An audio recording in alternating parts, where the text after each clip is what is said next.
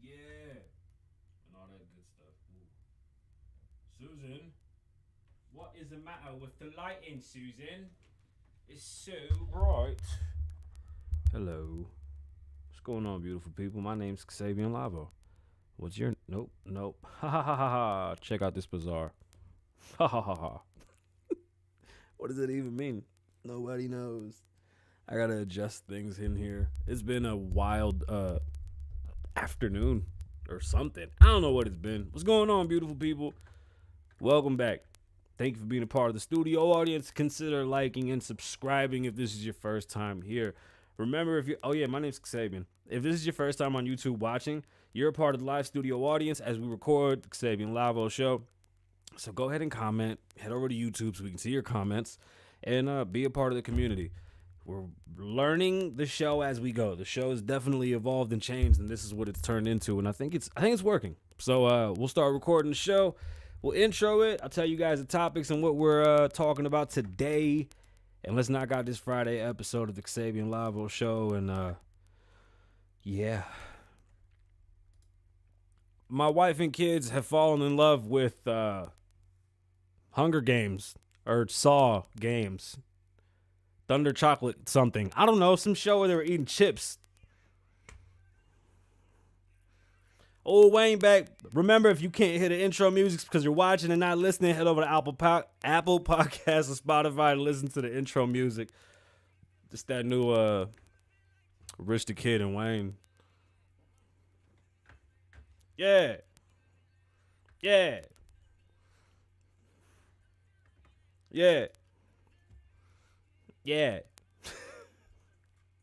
It's Friday. I just want to have a good Friday. It's Kasabian Lavoe wine. What's going on, beautiful people? Welcome back to the Kasabian Lavoe show, live from Las Vegas, episode 240. My name is Kasabian Lavoe, behind the microphone with talent on loan from God. Oh God, I gotta throw that in the thing. Just oh God, and just hit that because it'd be so much doper if I could just put my rapper voice on. Welcome back. Shout out to the live studio audience. Shout out to everybody listening to the podcast. My favorite listeners on my podcast, listeners that are my road dogs, my truckers, my 9-to-5ers in the offices, my entrepreneurs that are at home getting it in. Shout out to y'all, the millions and millions of listeners. We appreciate you here at the Kasabian Lavoe show. Thank you. It's a beautiful Friday here in Vegas, but we got some topics to get into that aren't too cool and friendly and happy like I want them to be, but it's news. It's Friday. My name's Kasabian, and we're here to get it in. First and foremost, it's October 1st, and a couple years ago, we had a tragedy happen here in Las Vegas. We'll talk about that. TikTok hit over 1 billion users. That's pretty impressive. We find out how young the internet is today while they learn who Ray J is, which is pretty amazing.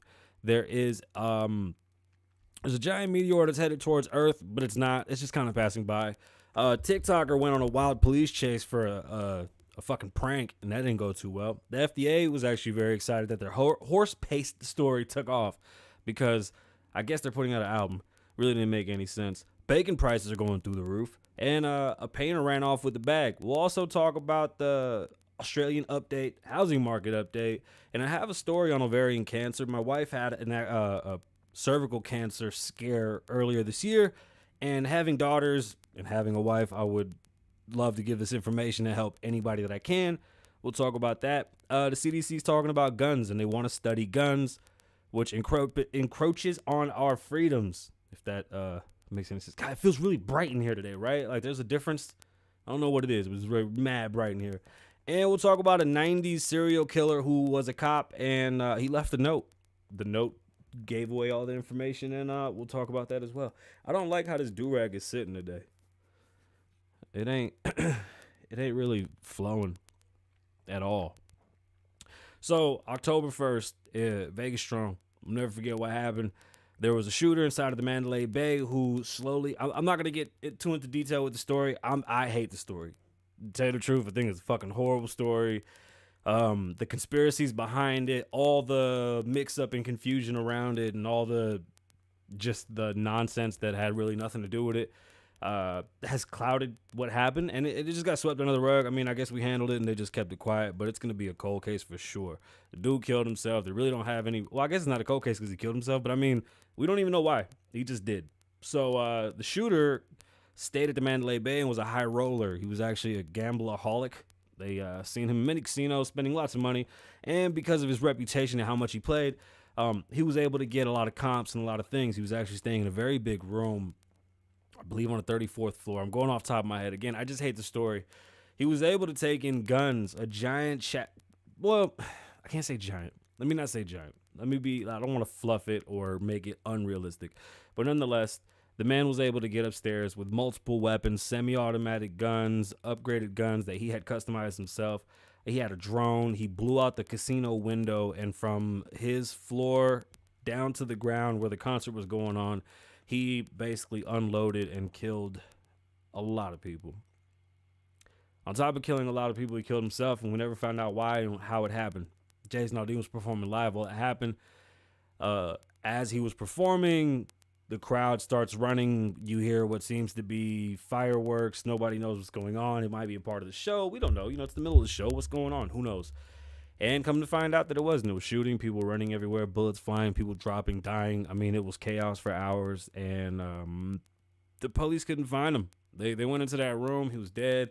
Security guard was shot. The security guard went to Ellen. The security guard disappeared. There's so many missing and so many parts that are good and bad, but October 1st will never be forgotten here in Las Vegas, and we're always Vegas strong. And to everybody that lost their life, everybody that was hurt, everybody that was affected, and anybody that's family to anyone that was affected or hurt or deceased due to what happened that day.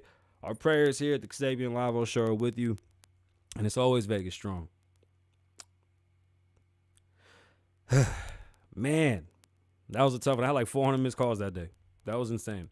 So, breaking news before we get into the show. In the first action in the nation, Governor Gavin Newsom is issuing a mandate on Friday requiring all eligible public and private school children in California to be vaccinated against COVID-19, a policy the state expects to affect millions of students. The mandate would take effect for grades 7 through 12.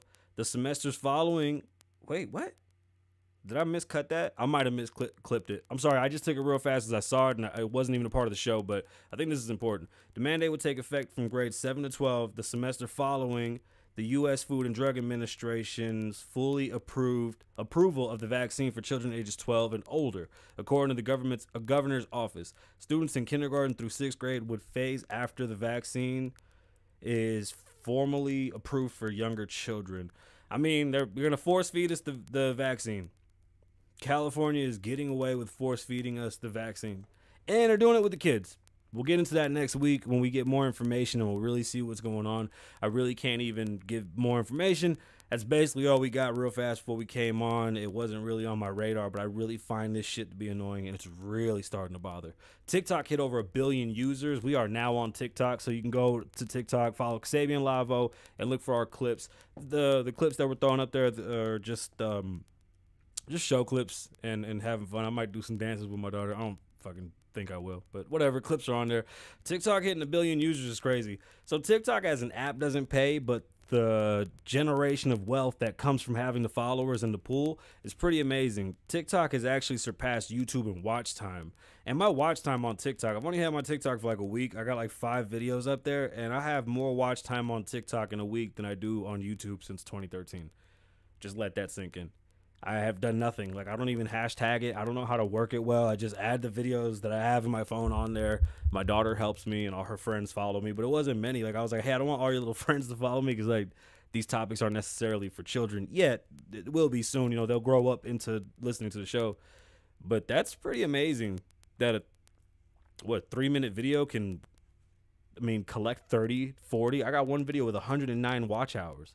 It's a 3-minute video. It's 109 watch hours. YouTube asks for 4,000, watch hours for you to join their affiliate program. If I was getting the TikTok numbers on YouTube, shit, we go crazy. Well, I don't know. We'll be going live on TikTok soon. Fuck it. I really don't even want to start the paywall thing. Like, paywall wars has begun, and I think that we might just give up and go, sign a big deal, because I don't want to charge y'all for this. I'd rather get the bag from the marketing folks, tell them to fuck off if they got a problem with what I'm saying, and then keep it free for y'all, and we'll just make this bigger and better and just make it doper. Like, I think that's gonna be the way to go for now.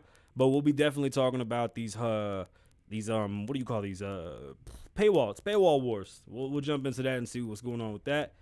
And the meteor. Okay, so there's a meteor that's giant as hell and it's flying by Earth. Now, here was the problem. The story sound good, but when I read the story, it was written shitty and terribly, and it was so precise and like mathematical that it wasn't cool. It's a giant meteor. It's probably the biggest we've ever seen. It's gonna fly so far away that we'll never see it. It's 27 billion miles away from the sun, which makes it like 6 blocks away from us, and it's just gonna fly right on by, and just that's it.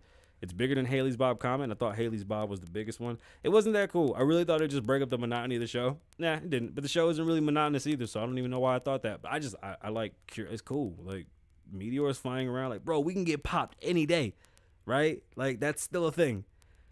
I don't know. It's flabbergasting. I still want to talk about the Trump gate also.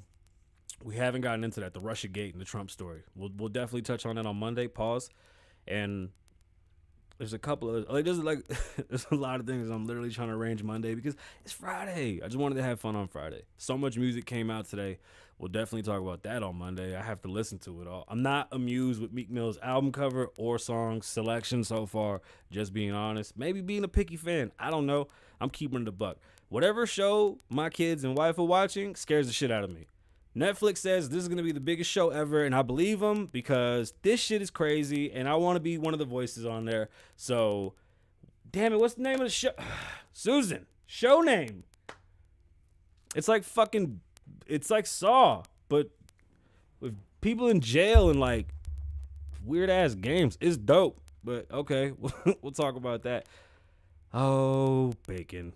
Anyway, so a TikTok star was left dead this week after getting into a high-speed chase with Texas PD, or Texas Highway Patrol. He actually crashed in a fiery explosion, which killed him and 3 others. The kid's name was Gabriel Salazar. He had 2.2 million followers on the social media platform on TikTok, and he had almost 1 million on Instagram and other places as well. Why? Who knows? But these kids are going crazy, and these are the types of things that they do. I really didn't want to talk about it. It's kind of sad that this child drove himself into a fiery ball of death. But that's what happens when you do it for the clout, baby. That's the only thing I can think of. I really don't understand what's the point. Like, you got money, you doing, I don't know. Not for me to judge, just for me to talk about. So the FDA was talking about the horse paste and why they were so excited that everybody was beefing over Joe Rogan. And honestly, they might as well have said Joe Rogan in the article, but they didn't. So I'm not going to tell you where I got the article from, because first off, they were just kissing ass to the FDA and making it seem as the FDA, well, not making it seem, they were actually exposing the FDA to see how stupid they really were and how they don't have any idea of how to communicate to today's kids. There's a big gap between yesterday and today. I'm not talking about the price. I'm talking about the people that are in charge. They can't get the information to the kids. So when they saw that it went crazy on Twitter, they said, oh shit, this is actually working and is getting people's attention. And what we might do is that we need to start using humor to get the information to the masses. I think that's fucking stupid. I think if they were honest and we didn't see their nefarious ways, we'd maybe take them serious. It's impossible to take them serious if they're going to sit there and give us half information and then make us seem like we're children and we don't know what the fuck we're talking about. We are adults and we want the real information. We don't want jokes and we don't want something to go viral for us to pay attention to it. We want to have the real information so that we can make the real decisions. You know, I'm really excited to talk about that. The medicine, they finally came up with a COVID medicine, and I think this is the most exciting shit yet. This is what I'm talking about. This is what I've been waiting for. But knowing that the FDA doesn't understand marketing, doesn't understand how to talk to today's kids, it shows you a lot, and it just makes you wonder, what else are they really suffering on? I got to figure out how to put this mic closer to me when I'm talking over here. It's gonna be one of them Fridays. All right. So that's the gist of it. The FDA basically doesn't seem to have any idea on how to market towards the new generation of kids because they just been caught. I mean, every institution that's supposed to be an institution of knowledge or some type of critique or something that we follow, we've literally picked them apart because they're liars and we've called them for all their bullshit. So let's hope that the FDA can figure something out. And maybe Kasabian can figure out how to set the microphone up. You think after 20 years, he know where to put a microphone. I'm just saying, Kasabian, way to go. I'm talking to myself. Sorry, y'all. All right, our next story comes from the Wall Street Journal, and it's the COVID medicine. This is amazing. This is very, very exciting. And I might destroy these names because they're big, giant doctor names. And I tell you, I'm not a doctor. But this is the first oral medicine for COVID that they've even suggested will be a thing. And this one might be the one that makes it. And we might see it as soon as the end of the year. So let's talk about it. This story comes out of the Wall Street Journal. Merck & Co. Hold on. Let me try to really set this up today. Okay, are we good? We're good. Okay. Merck & Co. is the partner, Ridgeback, but that's a big one. Biotherapeuticals LP says their experimental COVID-19 pill helped prevent high-risk people early in the course of the disease in a pivotal study from, from becoming seriously ill and dying. A big step towards, okay, that kind of fucked me up. The idea that this pill is already helping people from dying is a little strange because I'll let them finish. I'm sorry. It's a big step towards providing the pandemic's first easy-to-use at-home treatment, a pill that cuts the risk of hospitalization or death in studies subject with mild to moderate COVID-19 by about 50%. The company said on Friday, if cleared by regulations, the drug would be the first oral COVID. Wow, that is a weird fucking way to fucking write that. And I don't even know why we took that one. Is that even a real quote? If cleared by regulators, the drug will be the first oral antiviral for COVID-19. We need to come up with a different name. Within 5 days of showing symptoms, people would take 8 pills daily for 5 days, then follows the same protocol used in the safety. They've already tried this with numerous people, and it seems to be working very well. Believe it or not, what is this word? See, this is where y'all playing with shit, that is a big one. I'm just gonna skip on that. Would become a kind of Tamiflu. Is that the word, Tamiflu? And I know okay, listen, when I get these quotes, I read certain things and then we go through it and chop it up, and I get the important stuff. That word is not important. I guarantee you, if that word's important, I'll take that back. But when I chop this shit up in editing, it's gonna look great. Nah. Malaprevir? It's like are they saying Theraflu? Because they spelled Theraflu wrong. But this is pretty awesome. The idea that they have a medicine that you could take orally at home is great. Now, 8 a day seems a bit excessive. I got, what is it? Shit, three, or maybe you taper them off throughout the day. I don't know exactly how it works, but the idea that a company's putting together something that has been working, the trials have been working so good that they're actually going to just get into production sooner than later, because everything has actually been panning out very favorably. So this is amazing. This is awesome. This is what I want to see. The reason why I would rather see a pill form instead of an injection, is because a pill form, most likely you can piss it out. That's the great thing about it. Yes, it gets in your body and your body uses it, but you can get rid of it. Not with, the whole vaccine using technology that's still a bit sketchy as to what it does inside of our bodies and how it mutates our genes. I think this is a very, very, very, very, very good thing. And I think this is something that we should look into and look forward to. Although they are saying that they are afraid that it might cause more hesitation from the vaccine. But what's the point of the vaccine? If we have the medicine, you don't have to take the flu shot. You can just take some Theraflu. I'm just saying. But go get the shot if you're not feeling well. If you are in fear of catching COVID, it's definitely something you should do. And again, that company is Merck & Co. And we'll see what they do. We'll see. Hopefully it's a good thing, and hopefully we can help a lot of people with that. I think this is a great thing. So with that being said, let's talk about the housing update. Now, the housing update has been very unique, and it just keeps on striking with its uniqueness. And right now, I'm in the middle of the market as an agent dealing with the house for sale. So anybody that's looking for a house in Las Vegas in the Southwest area, please let me know. We have a 3-bedroom, 2.5 bath for sale in a gated community in Mountain's Edge. Again, my name is Kasabian, and I sell houses. I have one for sale here in Las Vegas, but the market is taking a turn. So let's talk about it. The story comes from Reuters. Contracts to buy in the U.S. previously owned homes rebounded in 7-month high. Now, this is pretty awesome, right? It was a giant spike. So, even though COVID hit and things slowed down, the market kept trailing away because people that had money went nuts. And the amount of houses that are available has still been low. So anybody that has money and anybody that's able to really like push the envelope, they've been going crazy out here. But the idea that people are finally in contracts, that means you got first-time home buyers are buying homes. That's fucking great. You have second-time home buyers buying homes. That's great. You know, people moving, relocating, things of that nature. Now, there's regulations that I keep on hearing whispers about that scare the shit out of me about like secondary homeowners and investors. And I believe that this market may be driven by investors, and it's really going to cause more issues that we don't understand. And the combination of the rent moratorium being ended, unemployment September 1st being over, and now interest going up really causes a shitstorm, and I'm dealing with it because houses were literally selling within 2 or 3 days, and we've been on the market for a week now.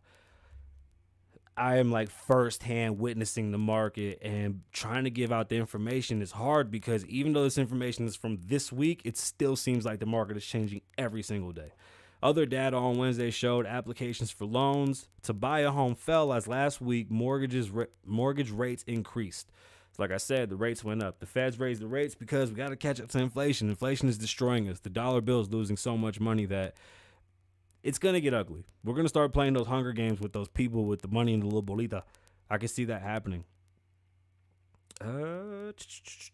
So the rates increased and it signaled. So let me talk about rate increase, by the way, too. A lot of people are afraid to see a higher interest rate on their loan. Don't be. You're just paying money back.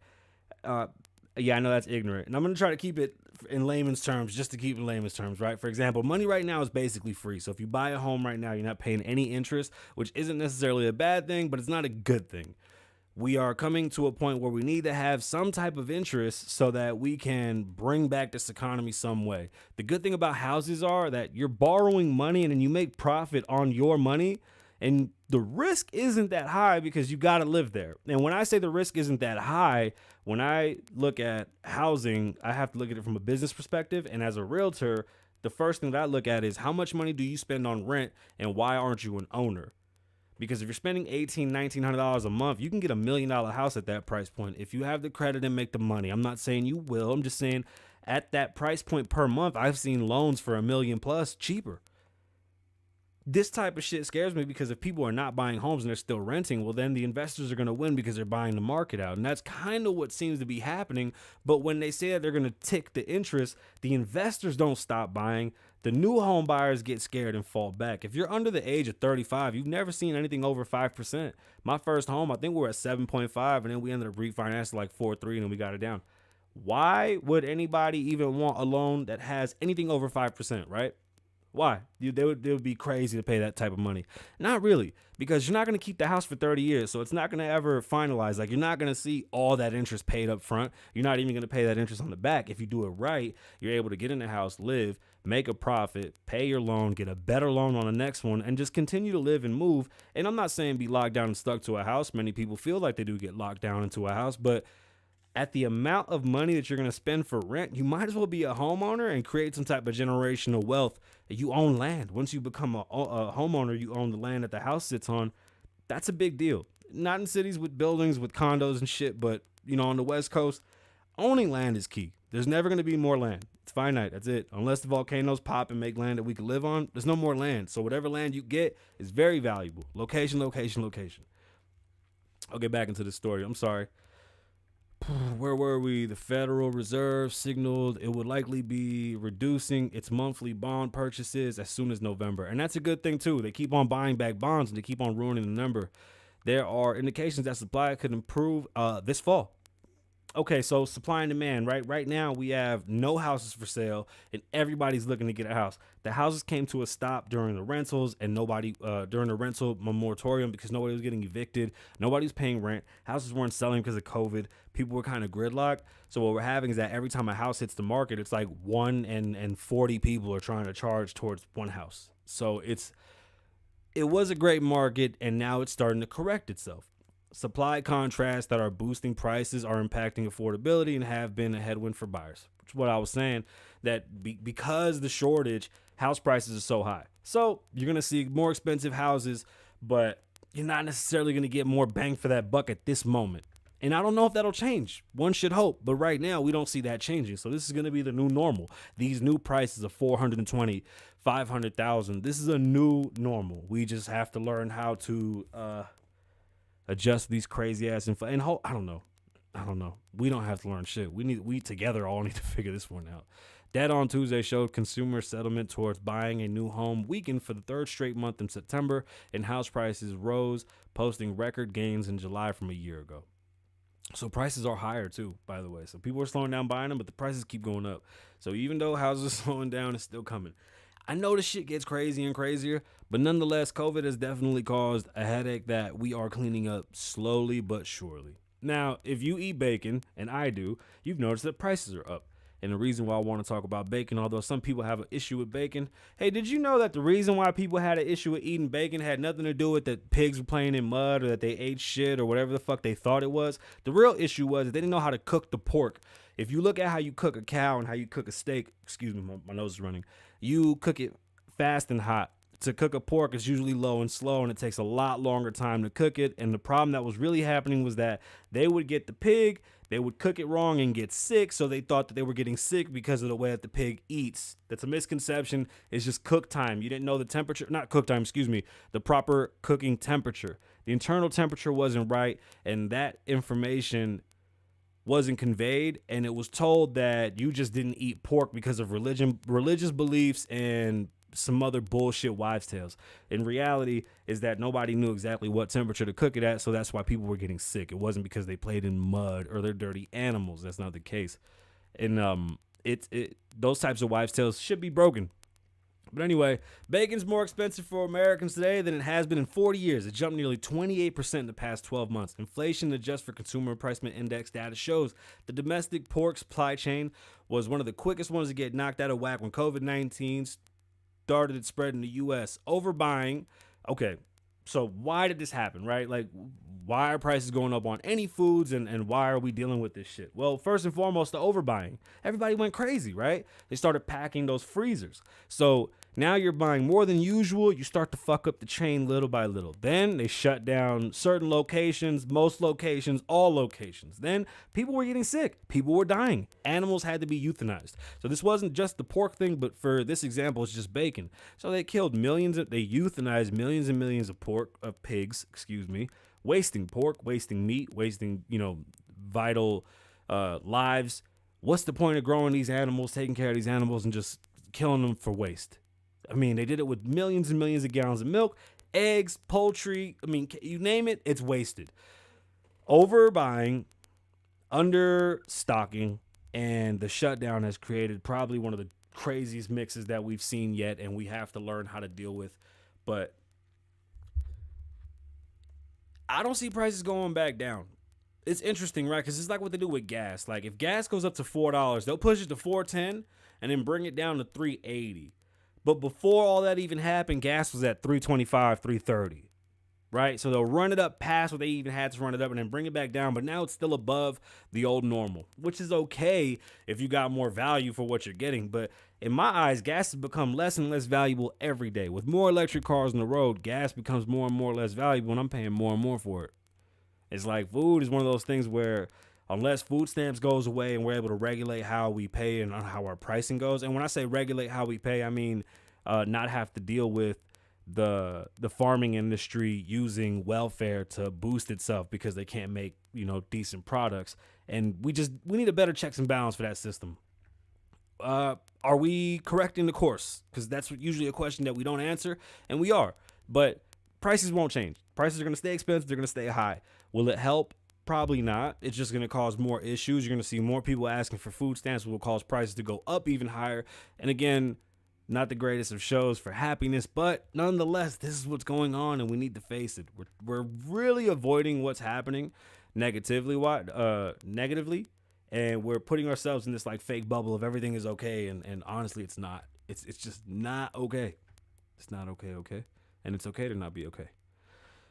The painter that ran off on the museum is pretty funny. If you don't know, there was a painter who was offered to do a collection of previous paintings that he'd done, like an updated version of his paintwork. this is great. Like I am completely blown away by what this guy did. When staff at the Kunston Museum, is it Kunston or Kinston Museum of Modern Arts, I think I said that right, in Aalborg. Did y'all hear that? No? All right, good. Where was I? When the staff at Kensington Museum of Modern Arts in Aalborg loaned artist Jens Hang 534 Danish krone, the equivalent of $84,000, they expected him to create a new version of previous artwork. Now, hold on. I think that's disrespectful. To ask an artist to recreate their art, that's disrespectful as shit. Museums and art, I've already told you how I feel about this. It's very confusing. I don't know how they come up with these values. I don't even know who thinks that this type of stuff deserves that value, but this is the value they put on it. This is the fake shit that we have to deal with, and this is just like the older version of an NFT that never worked out. So he gave him a blank canvas and said, here you go. And then he titled it, Take the Money and Run. That was it. He just gave him a blank canvas, said, fuck it, I'm out. I don't want nothing to do with this. And they asked him, so what he did? He said, the work is that I've taken their money. I took off. I ran off with the bag. I encourage other people who have worked conditions as miserable as mine to do the same. He says, per the transaction, Taylor Dafoe, if they are sitting on some job and not getting paid and are actually being asked to pay money to go to work, they okay, so that's kind of taken out of context. So he was paid to hang that up, right? They basically paid him to do the artwork, and then they gave him that money to fund the art. So meaning inspiration, canvas, paint, whatever the fucking case may be. Then they were going to put it up in the museum, sell it in silent auction, and he would have got paid. I don't think he caught that, and he thought that he ran off with the bag. The thing is, though, they do tell artists these things often, and it doesn't happen. The 84K might have been enough for him, and hopefully he turns it into something better. Again, I still don't understand how they put a value to artwork. Like, in the idea to tell an artist, like, you ever told a tattoo artist to cover a tattoo? They almost look at you in disgust. They're like, no. Or color a tattoo that you got, they'll like charge you 4 or 5 times as much. It's outrageous, but that they just get all butthurt about it. And to me, it's like, stop being a pussy and just fill the goddamn tattoo in. All right, Australia. Let's have an Australian update because Australia definitely has very interesting laws, and the pandemic has shown a different side of Australia. This story comes from Market Watch. Australia has outlined plans to lift its pandemic ban on its vaccinated citizens traveling overseas from November, but no data has yet been set to welcoming international tourists back. They only allow like 100 people a day into Australia right now, by the way. Travel restrictions that have trapped these are the words they're using, trapped most Australians and permanent residents or homes over the past 18 months would be removed when 80% of the population ages 16 and older are fully vaccinated, Prime Minister Scott Morrison said on Friday. So you are a slave and a victim and a jailed person to your home until you're vaccinated in Australia, and you're not allowed to leave until they let you know. They've been trapped in their homes for 18 months, and now when they feel like letting you out, you can come out. Their excuse is that they're saving lives. Are they saving lives, or are they just fucking... I don't know what this shit is. This wouldn't hold up in America. Australia introduced some of the toughest travel restrictions in any democracy in the world and on people entering and leaving the island's nation on March 20th last year. Most Australians have had to argue for rare exemptions for the travel ban to leave the country. That's crazy. Families are dying. People are sick. They can't leave to go talk to anybody. They're stuck there. They can't even see their own people in the towns. That's not living. Australia is basically in a jailed state. Australia, the country that's as big as the United States and only has the population of California, is on complete lockdown in fear of what? It's like they don't see what's going on in Israel. It really blows me away. So, in shorter words, Australia is still fucked. They haven't gotten any better. This show is so gloomy, like I'm not even excited. So, earlier this year, my wife had a scare at the doctor after having her annual check. And I mean, it definitely put fear in my heart. It put fear in the home, and it was very, very scary. It was cervical cancer that she had the scare of, and I was going just through articles as I always do, and I saw this one about Excuse me, I don't even know why I'm reading ahead of myself, and I'm stumbling over words. I'm sorry. This is about ovarian cancer, right? Or am I saying it? Ovaries. Yes. All right, I ain't stupid. The fuck. Why you highlighted in yellow? So the story comes from Newsweek, and when it comes to these types of diseases and these types of cancers, there's not really much that you can do because you usually get found when it's too late. So, a woman is raising awareness on ovarian cancer. That's what it was. And how difficult it can be to detect, having been diagnosed with the illness by dermatologists who removed a small growth from her navel. So the lady went into the dermatologist because her belly button was protruding or something was wrong, and come to find out that she was actually no, that wasn't the breakdown. She went in to get her belly button checked because it was poking out. Hold on.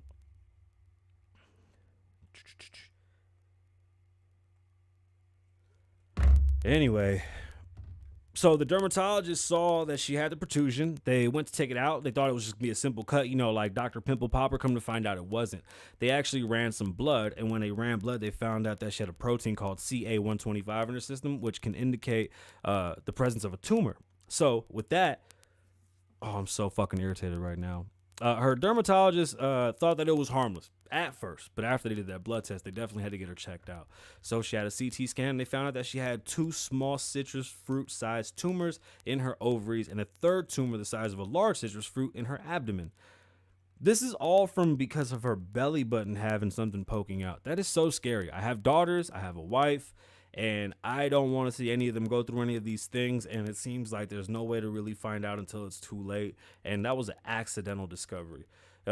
My wife was told that she may have had something during her annual checkup, but again, there was no symptoms of anything. Luckily, it was nothing, but nonetheless, they gave us a couple of symptoms here that would help for any women that are dealing with stuff like this. The American Cancer Society lists bloating, pelvic or abdominal pain, a suppressed appetite, and needing to go to the toilet more than often, and oh shit, that's a lot of things. Fatigue, back pain, constipation, upset stomach, abdominal swelling. I still didn't say that right. Abdominal swelling, weight loss, pain during sex, and changes in menstrual flow. There's a lot of things. Sorry, I don't mean to laugh. I laugh because I'm an idiot and I can't read. That list is really long. And they say that there's more symptoms, but honestly, it's that they cross with other things. These are effective screening tests for some cancers, such as, oh no. All right, so besides a pap smear, they really don't have anything that they can check this for. They have mammograms for breasts, you have pap smear for your cervical, but as far as ovaries and your ovary system, there's nothing. That's kind of scary. Bro, human papillomavirus, HPV, scares the shit out of me. Having daughters and getting that shot and watching them have to deal with that is beyond me. And this type of shit really scares me. It really does. It really does. And the idea of knowing that there's nothing to check, I think that's another one of my fears too. As a father, it's like if my little girl ever goes, Dad, something hurts, and I take her to the doctor and they can't do nothing about it, that's terrifying. So, ladies, please get checked. Make sure that everything is okay, and maybe don't let a back pain go away. I don't know. I don't want to speak on women's health. I just wanted to make that aware. Fathers out there that have daughters, please be aware of these things. This is information that we should know as fathers and as mothers. But definitely take into consideration that if your child is complaining, well, I'm assuming that at that age, I don't know if children get. This is why I like talking about health stuff. Because then I start digging deep in my head, and I'll go deep, way out there trying to figure it out. Whew. It's been a long one. Today's show is just really bumming me out. I'm sorry, y'all. It really is bumming me out, though. So the CDC said that they wanted to study guns and the effect of guns in homes, which is weird, right? Because, why is the Centers of Disease looking at guns? A story comes from NPR. The uniquely American epidemic of mass killing by firearms grabbed most of the attention from the media, politicians, and public. They have these descriptions of what's happening is beyond me. And the big increase in homicide in 2020 and overall violent crimes on the rise across many American cities also got shared coverage. You cannot sit here and tell me that there was a large increase in violence in a year that people protested 9 fucking months out of the year. No shit, there was an increase in violence. It wasn't some random beautiful fucking year and we just all of a sudden spazzed the fuck out and started wilding. Guns didn't just appear in the hood and everybody just started shooting shit up. We were rioting 9 to 10 months out of the year. The whole fucking world was locked down. Everybody went a bit ape shit. Maybe y'all should be more responsible when you write shit like this. Is that really what happened? Mass shootings left and right all day, every day? People just going around causing shit for no reason? Or was just the whole world in disarray? I mean, you had people around the world protesting for George Floyd, but they really weren't. They were just protesting because they were stuck in their house and had nothing to do. So when NPR writes shit like this, first off, it's misleading. It's very misleading because why does the CDC have, I mean, the real story should be, why is the CDC even trying to look into guns and behaviors in homes? Because it just sounds like more overreach and regulations that they don't have or they will have, and funding that they're going to ask for instead of using the money they already have to take care of these types of things. For decades, the devastating impact of non-fatal firearm injuries in the United States has been understudied, undercovered by the media, and often overlooked.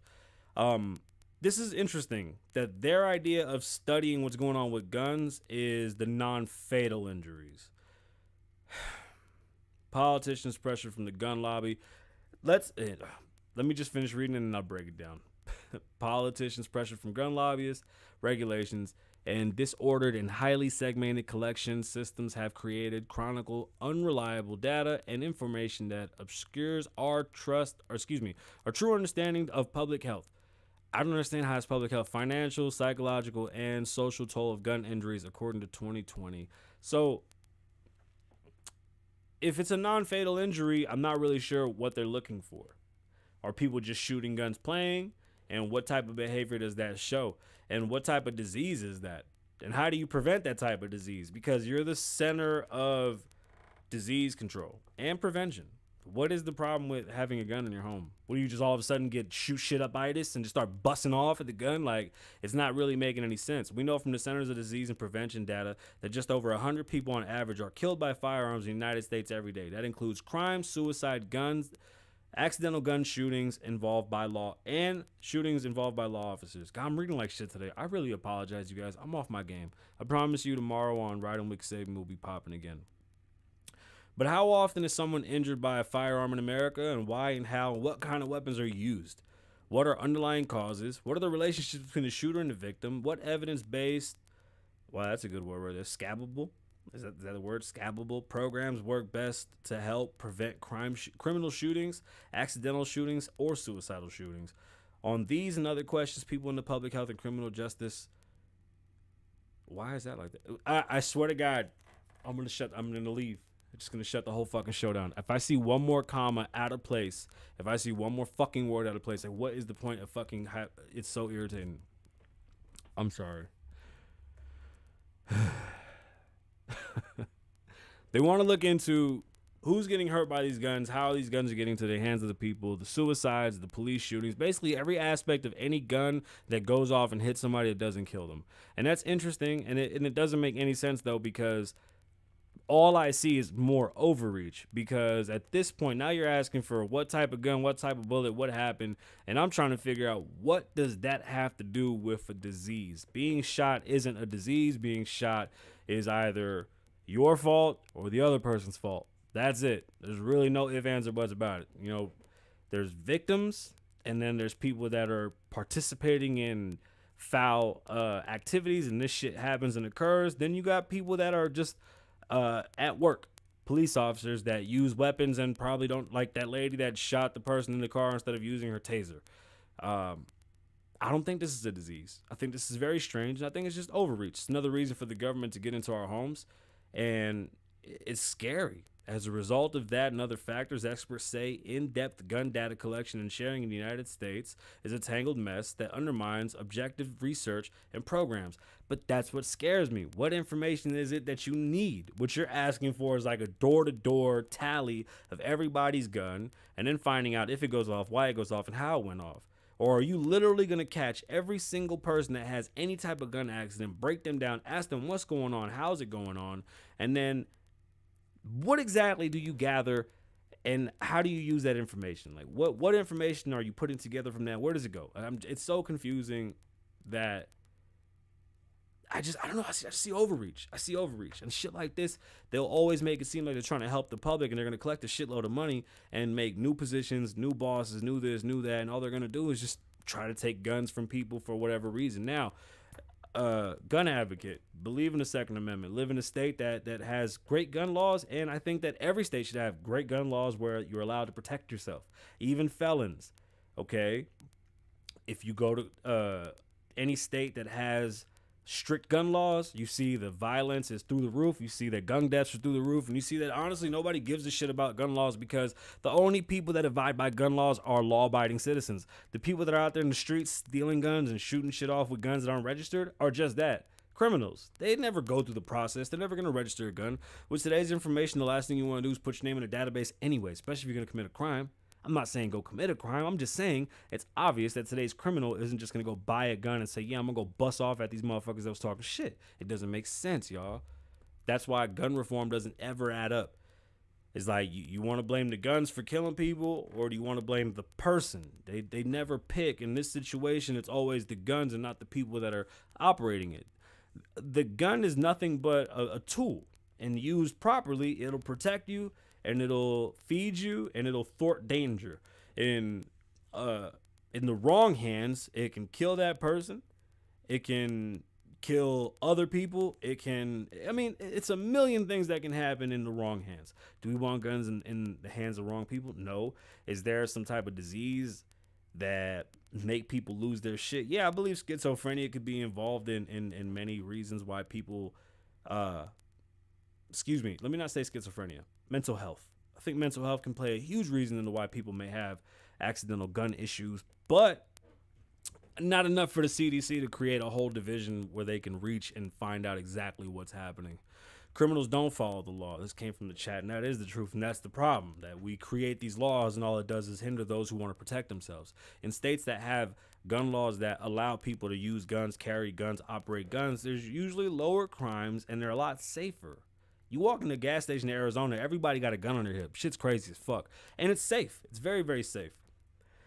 All right, y'all, we're coming down to our last topic, and it wasn't as good as I thought it would be, but today's show has actually been shitty anyway, and I apologize. I really do. I don't think I've had a good show. It was a lot of reading, and I got caught off guard with some breaking news, and I had another problem. It was just problem on top of problem. But it ain't a pity party, damn it. We had a great show. We did it, but we did. I'm glad y'all here. I appreciate y'all. Shout out to the studio audience. You guys are the best. The best. So I like looking for these dope stories for Slim because she thinks that all these murder stories are phenomenal. So this one seemed very interesting. It came from USA Today. It's a former French police officer that confessed in a suicide note being a serial killer who committed a series of rapes and murders in Paris during the 1980s. Not talking to you. I didn't say Siri. I said serial. You see what I'm talking about? Today's that day. 2 nails in my tires too. Like, it's really been that fucking day. It was okay. Thank you. I don't believe it was, but thank you. Okay, so this is where I'm really gonna fuck it up. His name is French, and I don't speak French. His name is Francisco Vedevillo. Fatally overdosed on Wednesday after he was called in for questioning and to be submitting in DNA for police. His DNA was tested upon his death and confirmed that he was linked to the several deaths, ending a 35-year-old hunt for the killer, according to French news outlet Le Point de l'A. Shout out to the sponsors. It says sponsor free on Friday. Sponsor free on Friday. Ververly is linked to 4 murders, including one of an 11-year-old girl, 6 rapes. Other suspects in murders per the Times include a 38-year-old man and a 20-year-old woman and a 19-year-old woman. Thank you, Gilbert. The chat's going crazy over there. Now, this story was weird because I thought that it was about the girl that just got murdered, and we found out that the police had something to do with it, and it does, and come to find out that this guy is actually even deeper into the game than we even realized. So every Friday I'm trying to work on finding some type of murder mystery story because there's so many to talk about, and the Gabby Petito story is pretty fucking depressing because the only thing we're talking about now is Dog the Bounty Hunter finding fucking rock stars and shit in the dirt. Shout out to the French police. Let's hope that they close this one right on up. Since he killed himself, they're really not going to get any more answers as to why he did it. I would love to see if anybody was talking to him. Maybe he had a memoir. Maybe we can get more information as to what happened. How was today's show? Me and Gilbert are coming out with a new show. We're working on it. See if he comes out to Vegas. You might catch him on tape here in studio at the Empire Studios. If not, tune in. Every Monday, Wednesday, and Friday, 4 p.m. PST Las Vegas time. We are live with the Kasabian Lavoe show. On Saturdays, we do Riding with Kasabian. The show with me and Gilbert is to be announced. We don't have a title for that yet. We also have skits coming and other things coming. There's a new hoodie that dropped this week. If you head over to klavoe.com, check out the new hoodie. They are about $50. That's because of supply and demand and all types of other shit that I can't even get around. Tell people to record and keep notes on the dailies. What? I don't want to tell people to do that. Anyway, what was I talking about? Why'd you do that? That's why I don't read the chat. The chat throws me the fuck off. Let me stop doing that. Yeah, a bunch of shit going on. Head over to klavoe.com. Check out the merch. Check out music, merch, links, new website. We updated the website. We updated a couple things. Today's show was mids. I apologize. And they can't all be great. The problem with going live is that there's no editing. Y'all get to see me fuck up. Y'all get to see me stand up and fall. And I don't know if you realize this, but we're now an hour long. We're not doing half an hour anymore. So we will now be doing 3 hours a week. An hour Monday, hour Wednesday, hour Friday. Bear with me while I get better at this. Thank you for being here. Like, if you see what we started doing to what we're doing now, like, I definitely feel way more comfortable in my skin, and I hope that I am providing information, news, and some type of knowledge and conversation, and I still hope that we argue about some shit later. I don't think that we all have to see the same thing. I just all think that we have to have similar goals. And even though we can come up with different ways to get there, nonetheless, the goal is to get there. And my goal is to make everybody at least understand how to be successful in this country and take advantage of every opportunity that's in front of you. With that being said, my name is Kasabian. Live in the moment. Don't live in the past. Be safe. Stay dangerous. Lavoe loves you. One.